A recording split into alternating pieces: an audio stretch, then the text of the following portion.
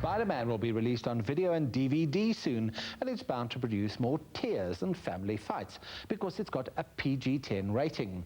Strict parents may forbid kids to watch it, and angry kids and confused parents keep asking us why this rating was imposed. Tonight, we bring you the official answer.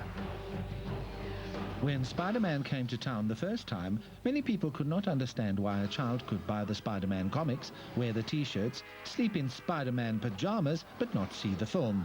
Here's the publication board's response. Part of the problem with Spider-Man is that it depicts human-on-human violence. And I think it has a very realistic portrayal of that. And given our responsibility to protect children, as really our main responsibility, I think the decision was taken to give that a legal restriction at 10. At the same time, Scooby-Doo, which was filled with ghosts, scary moments and a lot of vulgar lavatory humour, was not given an age restriction, which confused many parents. Clearly, the classification business is not an exact science. We do have broad guidelines. But I think if you think of Scooby-Doo, for example, I think it's fairly clear, even though probably there would be some disturbing scenes in there from the point of view of children, that I think children probably have a great deal more capacity to understand some of the more fantastic aspects of films, especially films derived from these cartoons. One would imagine that being based on a long-running comic book and cartoon series on TV, the kids would be able to make the same distinction about Spider-Man, but the board did not agree. But what would happen if a parent did ignore the restriction and took a child under the age of 10 to see the movie? In law, I'm not certain I know what the exact penalties would be, but clearly I think one would be in breach of statute if one did deliberately take kids in to see material which was classified for a higher age group, yes. Now Spider-Man fans are getting ready for the launch of the DVD next month, with all those special behind-the-scenes features. How will the PCB be able to enforce or police what people see in the privacy of their own homes? Ultimately, our role has to be seen as advisory, because you're absolutely right that we can't go into individual homes and literally supervise parents in terms of what they're allowing their children to see. But if you're going to ask me about the actual penalties, I must say it probably goes a little bit beyond our brief in terms of providing the advice and not so much a policing role. Parents may feel that the PCB were too vigilant about the violence in Spider-Man, and they made their views known to the board, but they maintain that they have a complex function to fulfill. Cheese! We do get the parents who think, obviously, that we were too restrictive in our interpretations. At the extreme, we get the kind of lobby who would probably take us back to the bad old days of, let's ban it, we don't want to see it. And we're very loath to go that far on any kind of material. I agree that we must never go back, but it's also true that as we move forward, we should be wary of creating reverse censorship, so politically correct that it has the same negative effect. It's worth mentioning again that the PCB age restrictions are advisory, and they do listen to opinions from the public. So whether you agree or disagree with them, let them know.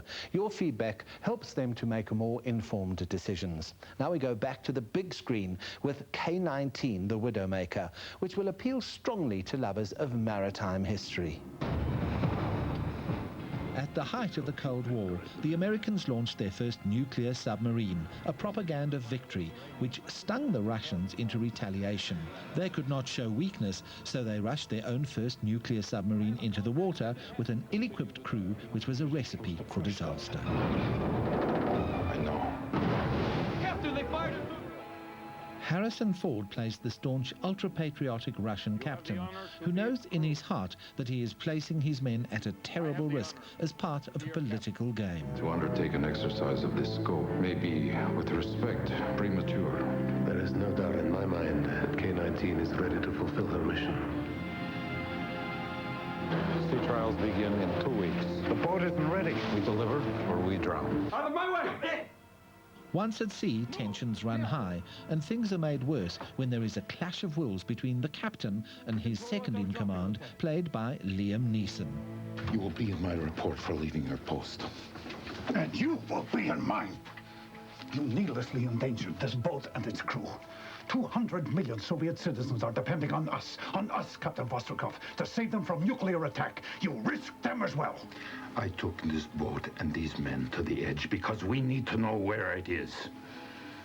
These 120 men are a crew now because they achieved something together that they did not think they could do. Next time, when it is not a drill, they will go to the edge and past it and die if necessary, because that is what their duty demands of them.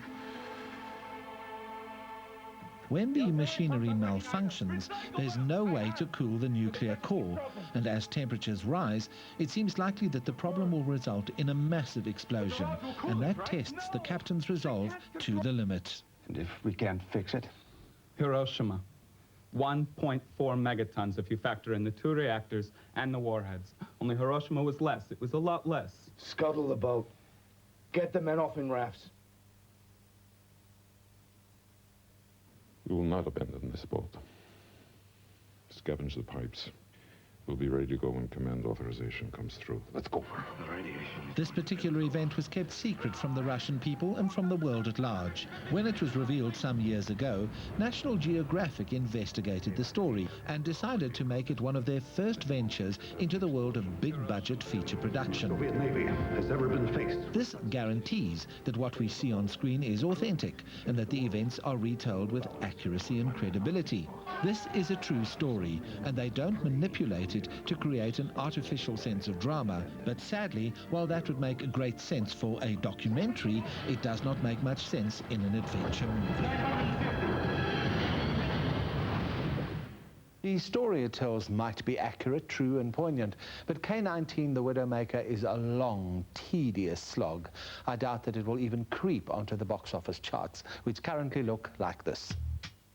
As we predicted, the Bourne Identity hit the top spot last weekend, making an all-action lineup with Changing Lanes second, Triple X third, and Jennifer Lopez in Enough fourth. Girl Power keeps The Sweetest Thing in sixth place, and the Yaya Sisters at number 10, and the Country Bears only just made it in. And the person I'm looking Up for. next, The Man You Love to Hate is back. We preview the return of Hannibal Lecter after the break.